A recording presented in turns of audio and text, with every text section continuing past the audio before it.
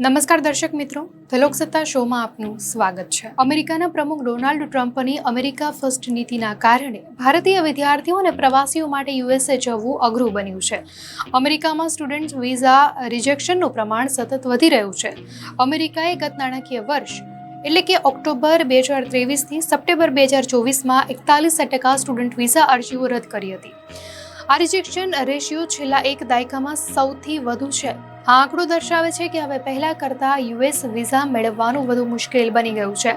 US visa મેળવવાનું વધુ મુશ્કેલ બન્યું છે ત્યારે યુએસ સ્ટેટ ડિપાર્ટમેન્ટના ડેટા એનાલિસિસના માધ્યમથી જાણવા મળ્યું છે કે 2023-24માં અમેરિકાને F1 વિઝા માટે કુલ 6.79 લાખ અરજીઓ મળી હતી, જેમાંથી 2.79 લાખ અરજીઓ નકારી કાઢવામાં આવી હતી, જ્યારે 2022-23માં કુલ 6.99 લાખમાંથી 2.53 લાખ અરજીઓ રદ કરાઈ હતી।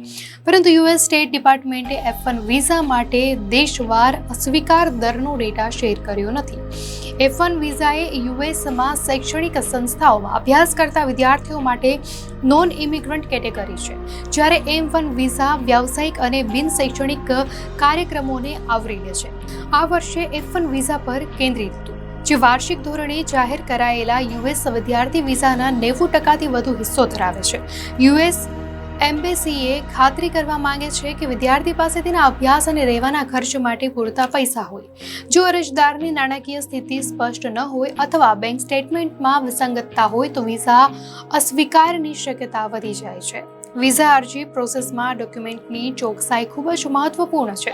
ખોટી માહિતી, અધૂરા ડોક્યુમેન્ટ અથવા ખોટા ડોક્યુમેન્ટના કિસ્સામાં વિઝા અરજી તાત્કાલિક નકારી કાઢવામાં આવે છે। યુએસ અધિકારીઓને વિશ્વાસ હોવો જોઈએ કે વિદ્યાર્થી પોતાનો અભ્યાસ પૂર્ણ કર્યા પછી પોતાના વતન પરત ફરશે। જો તેમને લાગે કે અરજદાર કાયમી ધોરણે અમેરિકામાં સ્થાયી થવા માંગે છે તો તેમના વિઝા નકારવામાં આવે છે।